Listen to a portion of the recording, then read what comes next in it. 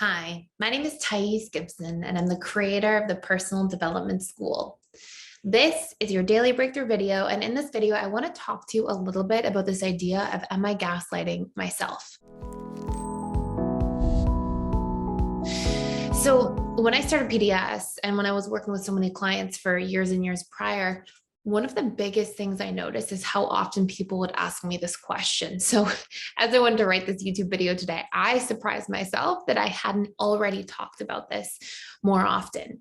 And I want to talk about like where this comes from, what this is, how to tell if you're gaslighting yourself, the different ways that we gaslight ourselves, and then what you can actually do about it.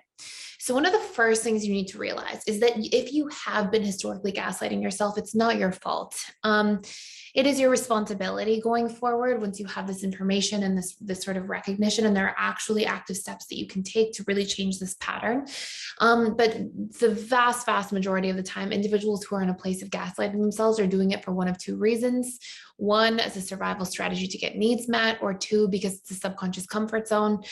And really what I mean by this is if it's a subconscious comfort zone, it's almost always because in your history of your life, some sort of circumstance or person repetitively that you were exposed to gaslit you over and over again. And that became your own subconscious comfort zone in the relationship to yourself. So what often happens is whatever we're exposed to repeatedly over time in our different interactions actually forms the relationship we have to ourselves at a deeper level.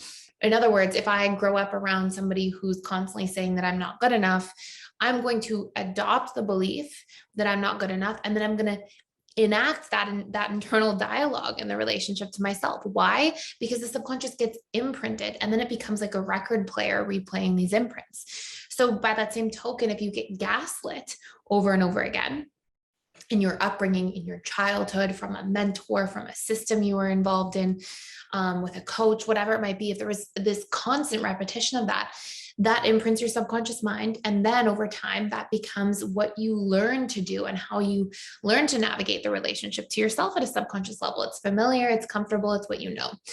And then, of course, the other form of this is if I am in an absolute state of survival, which if you are in our current environment, there's probably an impact there also of you having been exposed to a pretty intense trauma or set of traumas over time.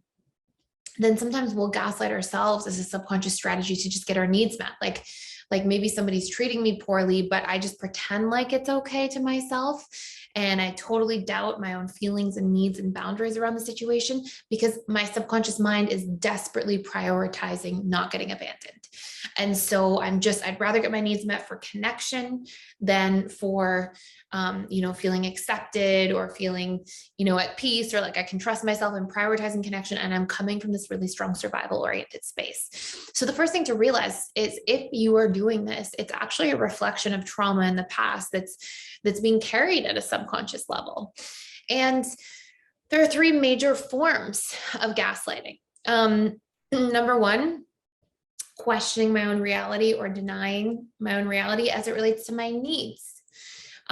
Questioning, doubting, or denying my reality. Number two, as it relates to my boundaries.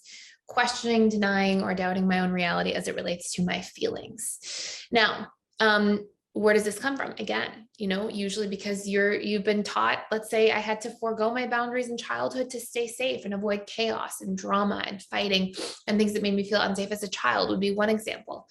I really have to sneeze. I'm sorry. Number two would be if you were taught, okay, no, your feelings don't matter. You can't have feelings. Feelings are embarrassing and shameful. You repress your feelings and you learn, okay, my feelings are bad. I have to deny them, repress them, pretend like they're not here.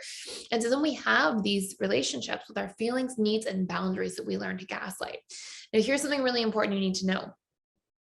If this is my subconscious comfort zone in the relationship to myself, I am also going to have a much greater likelihood of ending up in relationships with people who sort of establish this pattern within me. So if I'm somebody who's constantly gaslighting myself, my subconscious mind, one of the biggest factors that drives attraction is what's familiar.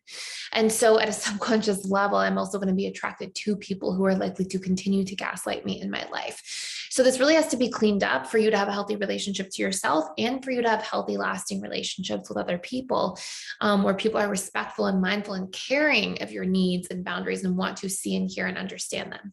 And so what this starts off with is taking inventory, learning my needs, learning what are my needs as a person. Most people will come into PDS and say, I didn't even know I had needs. What are my boundaries? I hear this a lot too, and it's okay. It's very normal. I was there at one point in my journey. And then learning to get back in touch with your feelings, get back in your body. So if you see that these are patterns, that you've quite established, you want to take an audit of your boundaries. Where am I at with boundaries? Do I have boundaries in any of my life that's being violated, in my career, in my relationships, friendships, family, romantic relationships? And if so, I need to start communicating them. What are my unmet needs from different areas of life? What are my needs as a person that really drive me, that light me up, that are important to me to feel fulfilled? Do I know those? And then I have to reestablish self-trust by getting back in my body, feeling my feelings, and repairing my internal trust baseline. So if this is you, if this is something you want to focus on, you can check out a free trial down below for the All Access Pass, which will give you access to 3 courses. Course number 1 is the boundaries course. This is one of the most important places to start. Course number 2 is discover, embrace, and fulfill your personal needs. It's a course all about learning your needs, learning how to communicate them, understand them, express them, and fill them yourself so that you can actually know your sense of self and feel strong and established. And then number 3 is repairing broken trust. And there's a module in there towards the back that talks all about repairing self-trust and what's important, and really how to get back in touch with our feelings, get back in our body, get present with ourselves. And a bonus course you can check out too is our somatic processing and nervous system regulation course. They're all very focused courses. They're about an hour and a half each. So you can go through and really deep dive into them, and take notes on the most important exercises you relate to in the workbooks. But I really recommend, if you see this pattern within you, super important to fix, to feel strong, to feel confident, to feel safe in your own skin and body, and to be able to have really thriving relationships long term. So let me know if you have any other questions for me or want to see more in the comments below. And thank you so much for watching and being here. Please like, share, and subscribe if you haven't yet, and I will see you in the next video.